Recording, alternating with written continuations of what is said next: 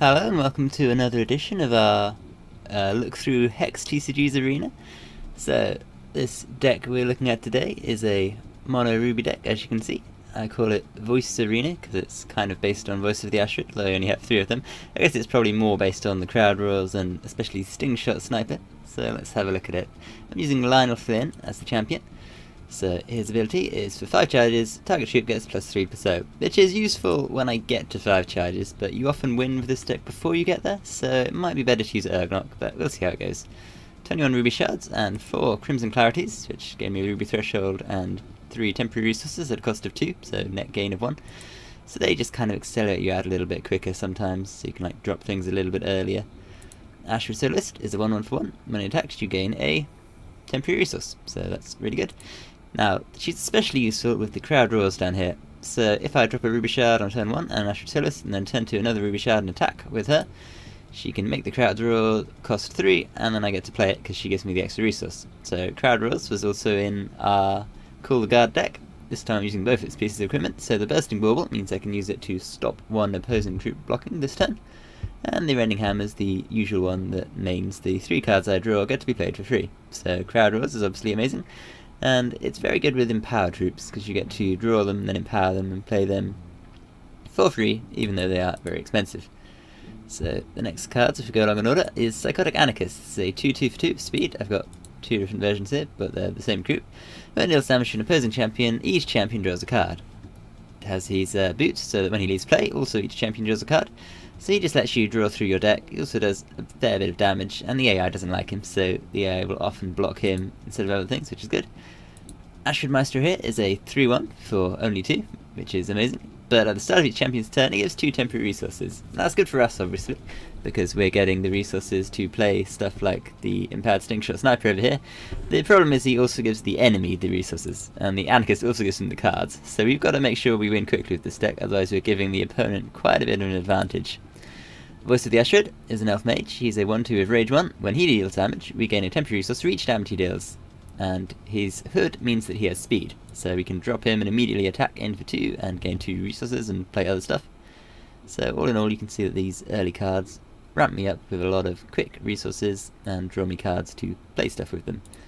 So then the actual kill cards are the later ones. Jags the Blademaster, he's a 3/2. He inspires a troop, usually with double damage, but since we have his tabard, he inspires with triple damage instead. So that's especially good with the Stingshot Sniper, so this is probably the key card of the deck. It's a 2/2 with Flight and Empower. When it attacks, it deals damage equal to its power to 1 random opposing champion or troop. Obviously if you empower it, it'll then be a 4/4 for 6, which will deal its damage to 2 opposing champions or troops. So the sleeves, which we are using with it, is a glove slot. Your Stingshot Snipers also have, when a ranger you control attacks, it deals damage equal to its power to a random opposing champion or troop. Stingshot Sniper happens to be a ranger, so that means if it attacks, it's already dealing its damage to 2 things, and if it's empowered, it'll be doing it to 3 things. Ashwood Soloist is also a ranger, and Ashwood Maestro is also a ranger. So when these guys attack, they'll also be dealing their damage to a bunch of things. Jags is a rogue, I believe, and the Voice is a mage, so they just don't get the extra Stingshot bonus, but that's usually good enough. So Stingshot Sniper means all my troops are dealing loads of damage all over the place. Crowd roars we've already looked at, lets me play 3 things for 3, and one of the things you really want to hit is Gore to Kog'Tepetl. So what this does is gives you all your troops Rage 1, so they get bigger when they attack, and after your combat phase they untap and you get another combat phase. So if you can crowd roars into a Gore Feast, you then get to untap and attack again, which might give you another crowd roars, which can then just go out of control. Finally we've got the Rampaging Tarasque. This is just an 8/1 with Speed and Crush for 5, so getting him inspired by Jags is obviously really good, because then it'll deal 24 Crush speed damage. And lastly, a few Slaughtergear's Replicators. So it usually costs 7, but since we have Ruby in this deck, it's going to get cost -1 for each Ruby threshold I have, and it makes a replica of a troop you control with speed. So if you have a replica of your Stingshot Snipers, which will also have the equipment, then they'll just be doing loads of crazy damage. Or if you can replica Jags, then you can inspire things for 9 times damage, and it kind of all gets out of control. So the idea is to speed through the arena very quickly, and pump up to do loads of damage. So let's, without further ado, go into the Frostwing Arena and see how well we do. So like I say, it's usually a very quick deck, and it's pretty consistent, although it's got some fairly pricey cards in it, so it does have like the Kickstarter only crowd roars in it. Oh, we're going to go straight over into the Warbot. So Warbot is one of those tough enemies who can just void everything. Gotta watch out for him because we're not really running artifacts except for the Replicator, which doesn't really count for much. So I think we can usually get a good enough hand that we can beat him before he plays stuff though. Obviously we need shards, so we'll draw that again.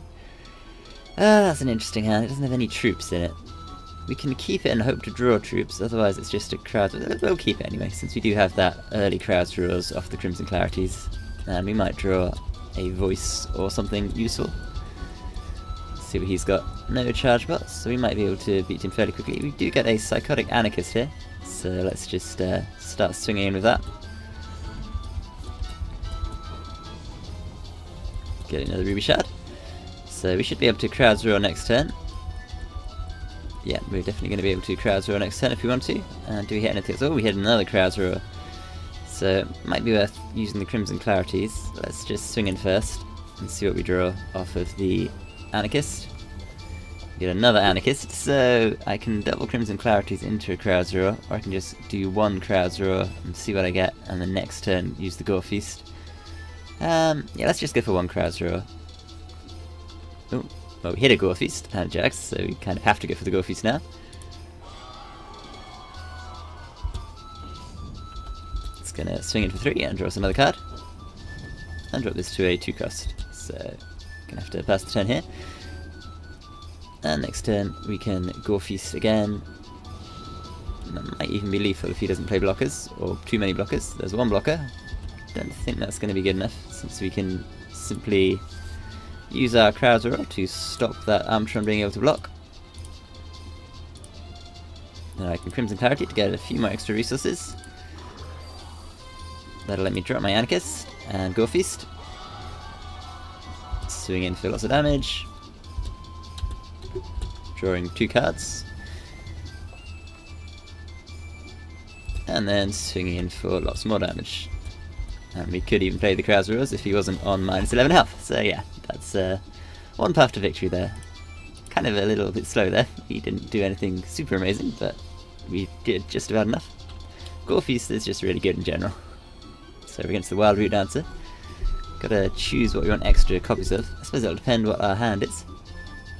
And our hand currently only has one shard in, so I guess we will draw that again. That seems like a pretty good hand, and I think we definitely want more Stingshot Snipers. So we have a bunch of crowd draws here, and Stingshot Sniper is clearly the best card to raw into.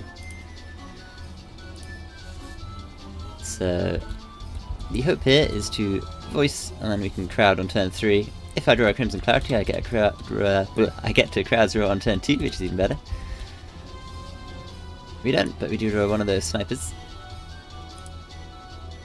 So we'll probably just swing in and get down the Psychotic Anarchist this turn. And then next turn I'll be able to stop him blocking whatever he plays, swing in and play the crowd draws. Yep, Roseland, we can easily stop that blocking. Probably don't even really need to because it's only a 0-1. Oh, and we've got the Booby Trap Challenge. I could actually play the Stingshot Sniper before combat, but that doesn't seem at all worthwhile, so we'll just swing in here. Oh, and we do another Stingshot. So we could actually play an Empowered Stingshot here, but let's go for the crowd draws. Soloist, Anarchist. Okay. We'll drop all of them, and then we'll play the other crowd draws. Slaughtergear's Replicators, crowd draws, okay.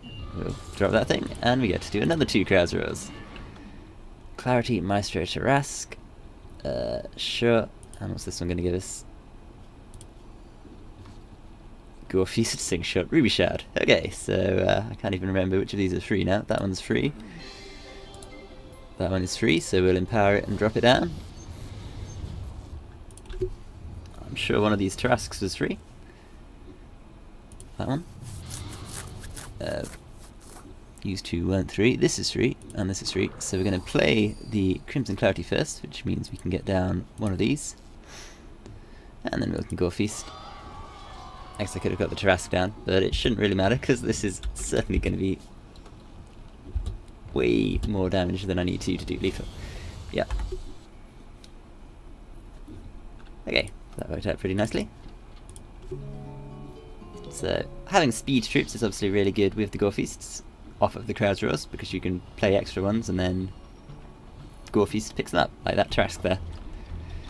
Even though he wasn't down for the start of the turn, he got to go on the second one. That seems good, we'll keep that. Sometimes it's worthwhile just dropping a Stingshot Sniper on turn 3, or in this case turn 2. Unless we find anything better to do, that'll probably be what we're going to do. So yeah, just Crimson Clarity into a 2/2 Stingshot Sniper. So Crowd Roars works off of any damage. Stingshot Sniper does damage twice when it attacks because of the equip, so it can all in all make Crowd Roars cost 3 less, which is really good. Unless it hits this little troop over here. So we're going to stop him being able to block because we want the damage to go through to the face. It'll probably die anyway when the Stingshot Sniper attacks, so let's see what happens. It did. So Stingshot Sniper hit face with one of its things and hit with the other one, so now we get to Crowd Roar for 2. And we get another Crowd Roars and some Ruby Shards. We can't play the Ruby Shards, but we can play the Crowd Roar. There's Crimson Clarity. Crimson Clarity will let us play this other Crowd Roar. And the Ashwood Maestro if we need to. Oh, and there's a Gore Feast, so we get to drop that thing, and that thing, and that thing, and that thing. And then attack for another 6. Now the only real issue here is that the opponent's going to get loads of stuff off of my Ashwood Maestros. So let's hope that that doesn't cause a problem. 7. Okay, he's going to ripple the Slingshot, Buccaneer, and forget to bounce it, and then just pass the turn back, it seems. Okay, so we can drop Jags, and then the Stingshot. I guess we could have played the Tarasque instead. But this way the Maestros get to deal damage when they attack. No real point attacking with the Sentinel. Okay, he does get to block one of them. But that just means he's going to get fewer resources. So he needs to bounce my Stingshot again, or it's going to deal triple damage directly to his face when it swings. As is my Tarasque. So I think we probably won this one. Let's see what happens. Yep, I attack and he just dies. Doesn't even need to deal damage. That's kind of what this deck does. Okay, Avalanche Giant should be fairly easy if I get some of my early troops. Early troops just kind of utterly wreck Avalanche Giant because you can swing in, especially ones that deal direct damage. Oh, and we're going first, that's good. But we do need to get some early troops. Okay, we have an Ashwood Maestro. That's not really ideal since it's giving him bonus resources. So let's try that again. I'm sure we can get a better hand. That's a lot better hand. I want to get speedy troops like the Anarchist here, and I can use Crowd Roars to stop him blocking. Or I could go with the Maestro. I have to make a decision here. I think we will go with the Anarchist to start with, since it can get pumped up. It'll be a 3/3.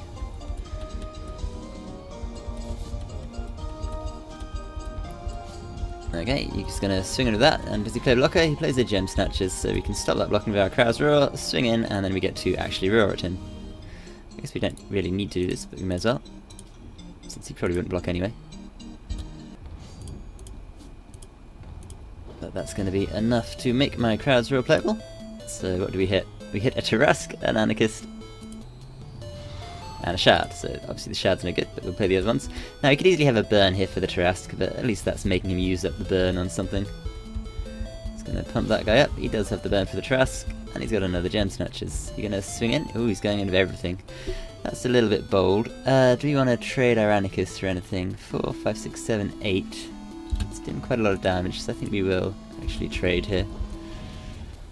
It's going to get me another card. Haven't really got very useful cards here. Oh, there's a Voice of the Ashwood there. So I think we'll just play the Voice. Swing in. And we hit Jags, or we can drop the Slingshot. I think we'll go for... What should we go for? Let's just play the Slingshot. It's probably the sensible option here. At some point he'll start holding these guys back to defend. But not just yet. He doesn't have his equip on the Hired Horn. He's just going in with one of the things which we can happily take. Oh, we've got another Psychotic Anarchist, and we can put our power onto the Stingshot, so it'll deal a bunch of damage. Just swing into everything. Ooh, the Stingshot kills off 2 of his things. He gets to block one thing, but then we deal lethal to him. And that's all she wrote. Okay, the tier 2 boss is Zoltog, so we're gonna have to watch out for his speedy orcs and, well, lots of quick damage. He's got an aggressive deck, but I think we're more aggressive, so we should be okay. Oh, and we're going first. It's always good to win the coin flip in arena. Okay, we're going to keep this because we've got potential turn 2 crowd draws. Oh, and we've got a free arena brawler, which I will not say no to.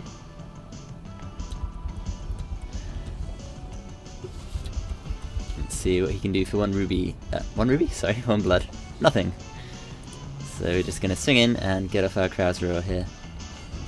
Hopefully we can hit a Stingshot sniper, because an empowered Stingshot sniper at this stage in the game would just about win. We get Jags and a Soloist. That's good enough, I guess. And we're close to being able to Gore Feast. I would obviously like to Gore Feast before my first swing, so I could attack in with these guys and then Gore Feast, but I think we'll save it a turn. Oh, and we get an Anarchist, that's good.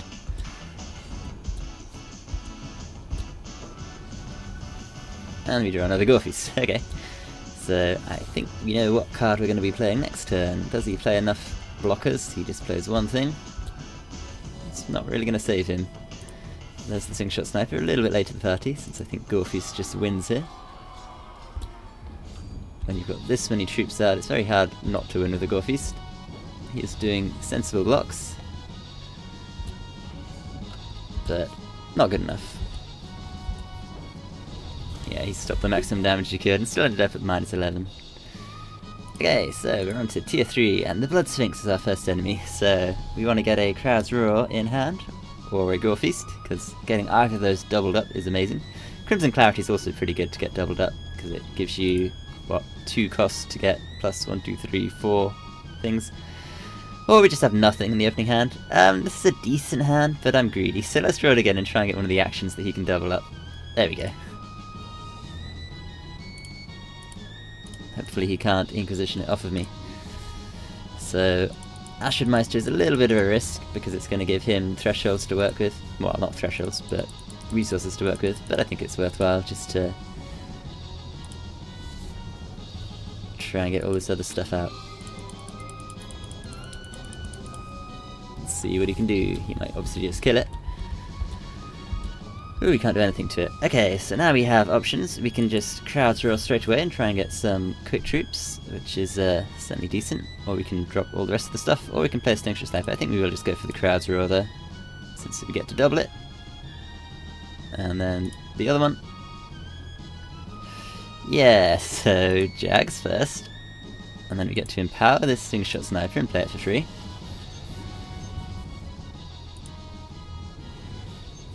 We get the Voice of the Ashwood, the Psychotic Anarchist, the other Ashwood Maestro, and then we get to Gore Feast. Swing with everything.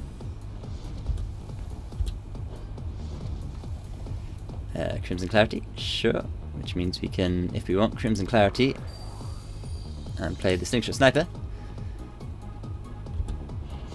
and then swing with everything again. And we win. So the Stingshot Snipers, both of them gave their power to the Ashwood Maestro, so that when he attacked, he dealt, well, first of all it was, what, 4 direct damage, and then it was 5 plus 5, 10 direct damage. So yeah, pretty easy victory. Didn't need to worry about the enemy getting the extra resources, because we killed them too quickly. I'm going to keep this. So again, it's a little bit risky with the Ashwood Maestro, and we are against the Ballistics Expert, so he's one of the toughest enemies if he gets his War Machinists. Oh, he got his War Machinist. Shouldn't speak too soon. Oh, and he's cheating with Forge of Khadak. Looks like he's only got 1 War Machinist, which is better than it could be. But any artifact kills off my Ashwood Maestro dead, so let's just hope he doesn't have one.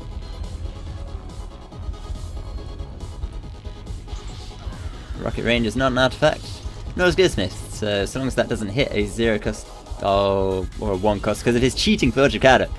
Cheating scumbag. You are such a cheat. Forge of Khadak does not work like that.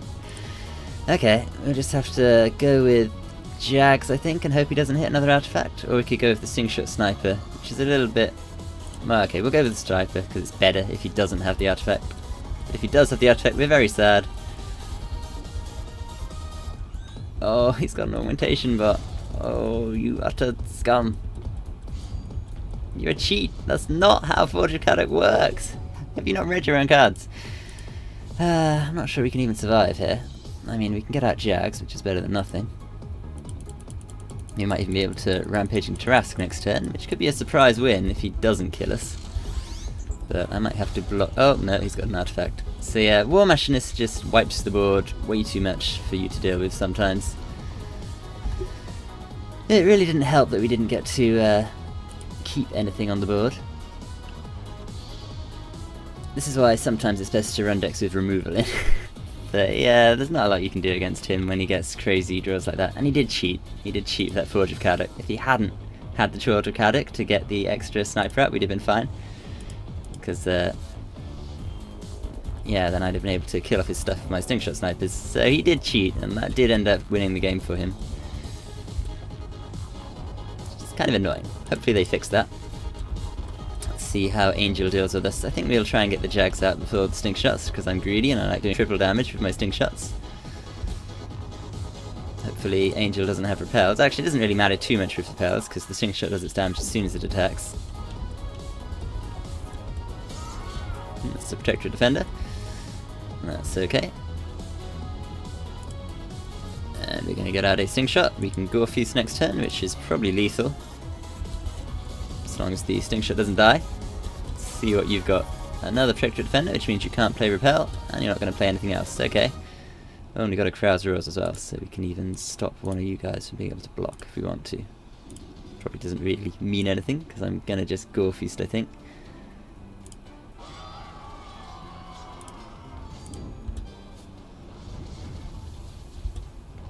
And yeah, that is lethal. Kaboom. Don't really need anything else when you've got a triple damaged Stingshot with equipment and a Gore Feast. Nelebrin Scout. So Nelebrin is one of those ones that can wipe the board. And unless our stuff has got raged up, oh, and the Tarasque, it's not all that big, but I'm going to keep this because I got a Crowd's Rose, which is usually a good reason to keep something. I've always got to be careful against him because I often miss his power and just like pass my turn when I should really be seeing, oh, I've suddenly got 2 resources, I can play something. We're not going to get that this turn. He's not going to get it either though, and he doesn't have a Chlorophyll, which is amazing, so we're going to get our Crowd's Roar next turn. Don't even need to use the Crowd's Roar to stop something blocking, so we'll just swing it here. And Crowd's Roar, what do we hit? Oops, I said Crowd's Roar, what do we hit? We hit Jags, we hit an Anarchist, we hit a Voice of the Ashwood. All pretty good cards. Now if we want, we can play this second Jags. It'll finish off this third one, but it'll get inspired, so it'll deal triple damage. We shall see if we need to do that. Oh, look, a Gore Feast or Kog'Tepetl. I suppose we'll just swing in here. And we can just Gore Feast. So that's probably what we want to do. Let's drop an Anarchist, drop a Gore Feast, and swing everything again. Is that lethal? Oh, of course it is. Gore Feast is always lethal. Wow, nearly. Okay, Princess Corey is the boss of Tier 3. We didn't get it perfect here, unfortunately, thanks to that annoying ballistics expert guy. So when it comes to arena enemies who are difficult, they all can win, they all can do well, but the ones who are more likely to do well are Ballistics Expert, Nelebrin Scout, Warbot, and Paladin previously, Paladin of Nagan, although lately they've actually changed Paladin, making him much more easy to deal with. He used to be really clever about using his power, and now he's terrible about using his power, he just like uses it when it doesn't give him any bonus, so I don't know if they're going to change him back in the next patch. Well, this is an issue. If we play the Ashwood Maestro, it'll just get transformed by Corey into something, and Corey will get to use the extra resources while we won't. But I don't want to drop my Stingshot and get it transformed, or my Jags, so I am just going to drop the Maestro anyway, and hope Corey can't use the extra resources to good effect. Playing a Mentor of Oakhenge, that's fine, and turns my Ashwood into a 0/0 Necrophage Sensei. Thanks, Corey. Oh well. At least we get to get out either Stingshot Sniper or Jags. I guess we'll go with the... I'd really like to do Jags into Sniper, but that's a bit greedy. Should we greed? Should we greed and hope that we draw a shard? Let's greed. We're gonna greed. Because Inspired Sniper is pretty much lethal on its own. Sure, I'll take your damage. Oh, Boundless Imagination. You've turned my thing into an elusive spectre. It's a 2-2 that can't be blocked except by blue stuff, and you've got a Parcel Summoner. Okay, well, we did get the Stingshot Sniper out, and it would have been inspired if Jags was still a Jags and not a stupid elusive spectre. I guess you can't really account for things like that. And now Corey has a 3/5/5, that's kind of annoying. I suppose I could have attacked here since he can't block the spectre. Yeah, that was probably a mistake. I guess I can use it to block if I need to. Argent Allegiance, which I do have, I can put it into my hand. Ugh, taking a load of damage there though.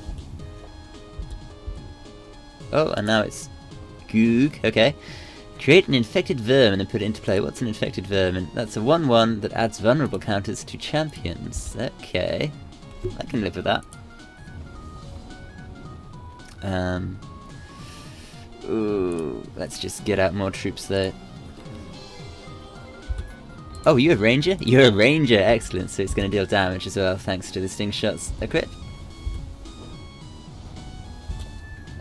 Corey's down to just his Headless Executioner.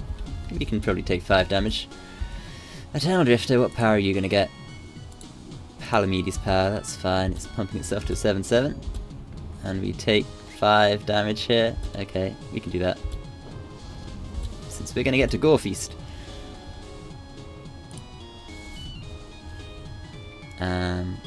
Yeah, I guess I can Ashwood Maestro and Gore Feast. And charge, my pretties! Deal loads of damage. Kaboom, boom, boom, you're down to 8. You block one thing and your thing dies, and Corey dies. Sweet.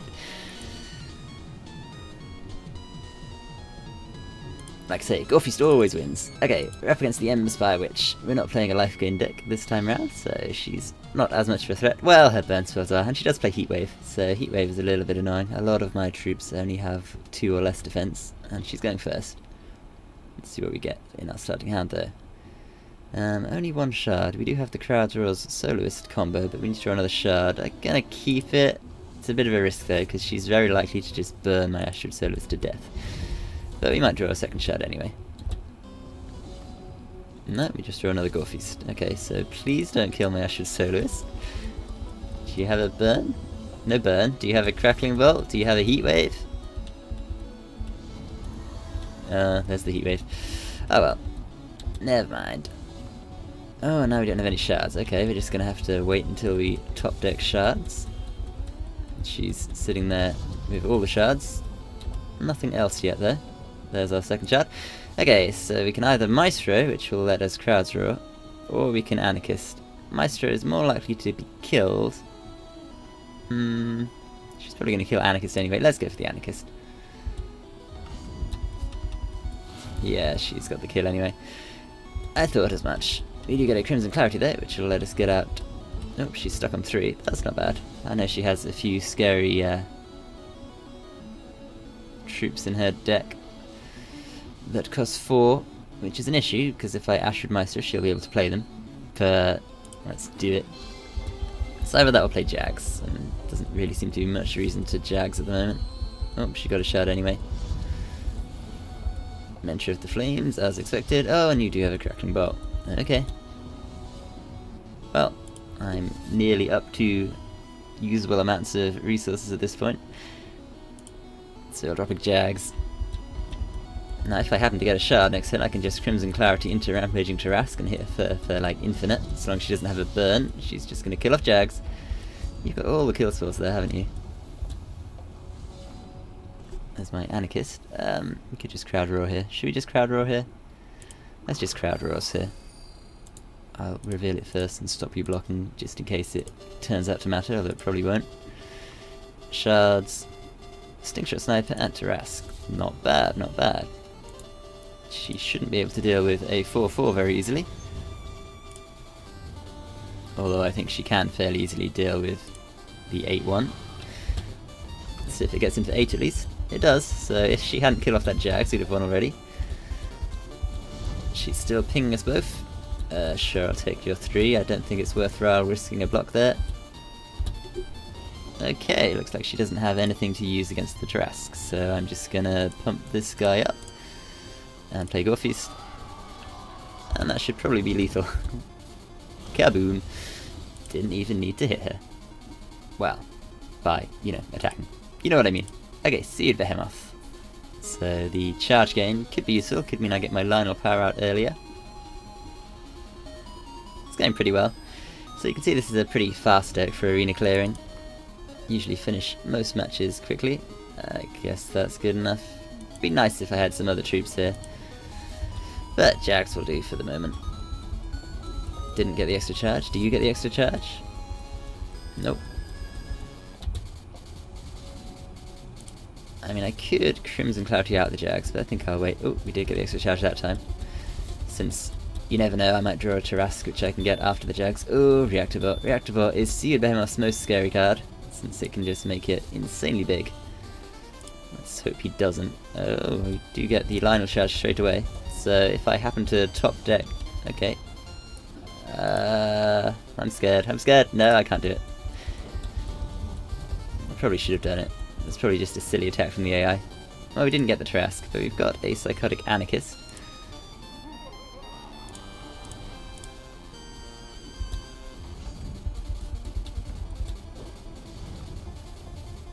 Oh, and a Voice of the Ashwood. Sure. So if we really need to block that Reactor Bot, we can do.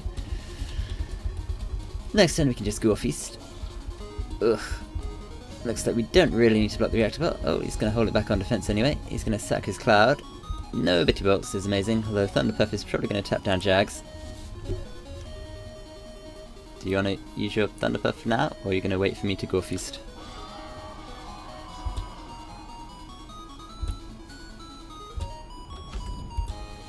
What if he double blocks here? He does double block, but he's going to let my Psychotic Anarchist go through, and he's going to sacrifice before the damage, so I will get to do other stuff. Jags didn't actually get to attack, so the Gore Feast won't actually ready him again, which is a bit of a shame.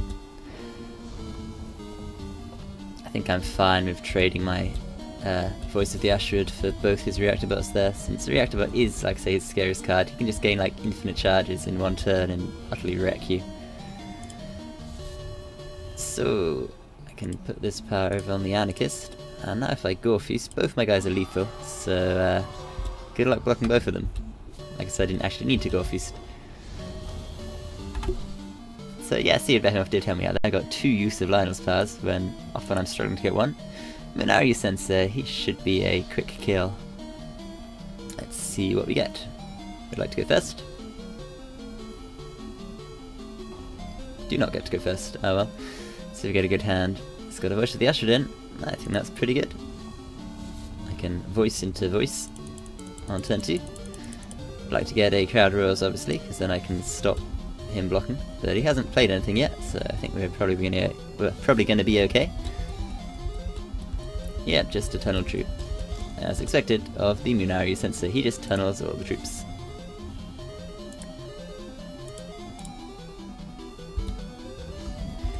I think we'll get out the... what should we get out? So if we get out Ashwood, we'll be able to Gore Feast next turn.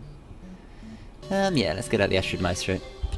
He normally just tunnels troops anyway, so I don't really care about him having too many extra resources this early. Oh, he's got a Feeding the Young Ones, okay. That's a little bit annoying, but they can't block really effectively. And we do get to play this other voice. I suppose I could play the Stingshot just as it is, but let's be greedy and wait to get Stingshot empowered. Probably don't even need to do that, but we will anyway. So you can have all the resources, since you're probably just going to put stuff underground, right? Yep. Yep. Any more? No more. And like I said, well, I guess I can either win with Gore Feast, or I can play the Stingshot. Let's go for the Gore Feast, since it is pretty much a win.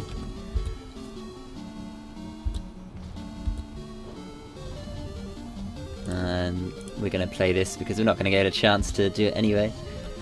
And the Ashwoods should deal direct damage and win without even needing to hit. Okay, good.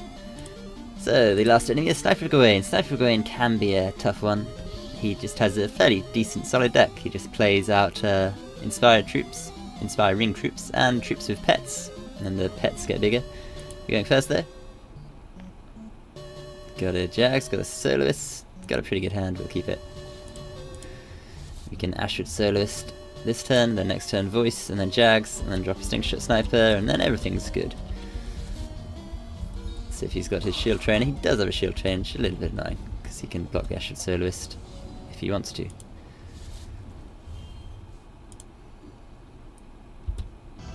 Let's see if he wants to. He does not want to, so we do get out Jags. I suppose I could have also played the Stingshot, maybe that would have been better. But I'm hoping to draw a shard and get the Stingshot anyway.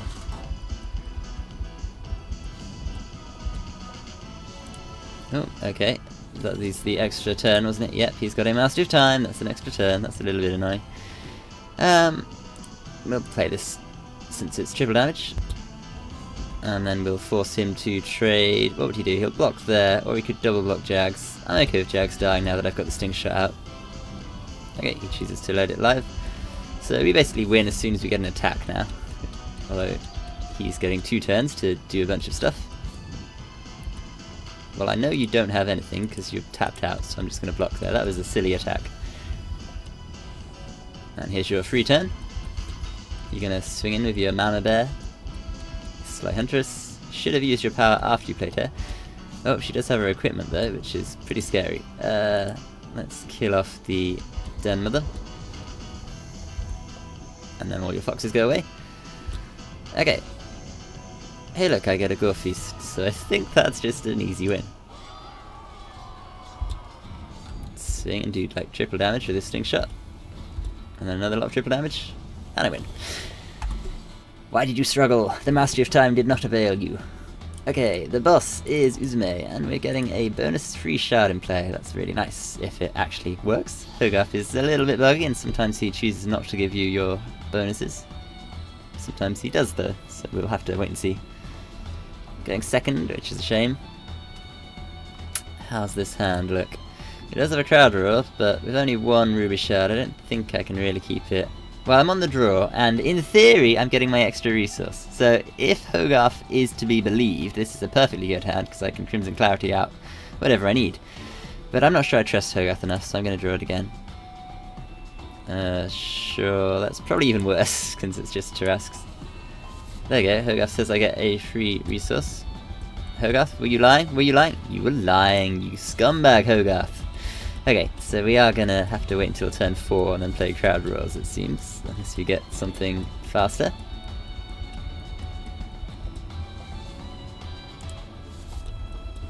Hogarth, I trusted you. See, this should have been a turn 3 crowds roll. Okay, we'll just have to hope that Uzume doesn't do anything too scary while we're waiting. She is playing a lot of bunnies. Ooh, that made a 0/0 Soulblade Samurai. I'm so glad she didn't have troops in her crypt. Okay, there's the Ashwood Maestro. I guess we play it. That's a little bit risky, I know. Since it's giving her a bunch of thresholds. Thresholds? Resources. Yeah, she's gonna feed it. Okay, fair enough. Okay, now I get to crowds roll. I suppose before I use them, I may as well stop the Battle Hoppers blocking, just in case I get some speedy troops. Well, I get a Stingshot Sniper and a Gore Feast. The Gore Feast is kind of not really all that great, because I don't have any troops that can attack. But I guess I play it anyway. Huzzah! Attack for 0. Tum-de-dum. But the empowered Stingshot is the real goal, so long as she doesn't have another feeding the young ones. She does not, good. See, it was all part of my plan. I was just trying to get the feeding out of her hand. I do not trust that attack. I'm not going to block. If you have a wild growth, I would be too sad. Okay, so I'm gonna pump up my empowered Stingshot Sniper, obviously. And I could just crowd roll here, or I can just Tarasque here, which is gonna be better. Well, obviously I'm gonna stop you being able to block. I guess that's 15 damage, plus possibly extra. Which do we do? Let's just Tarasque.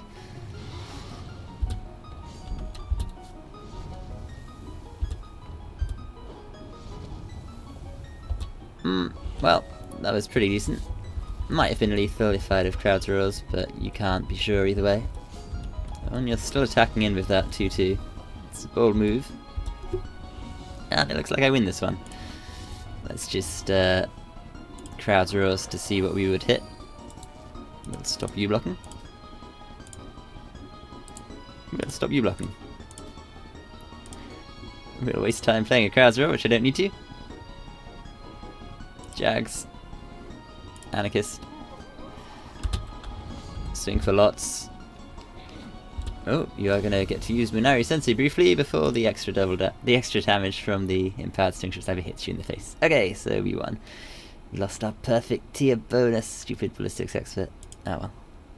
Still a pretty good run there. What do we get? 6, 7, 8,800 gold and equips. Reaperbot.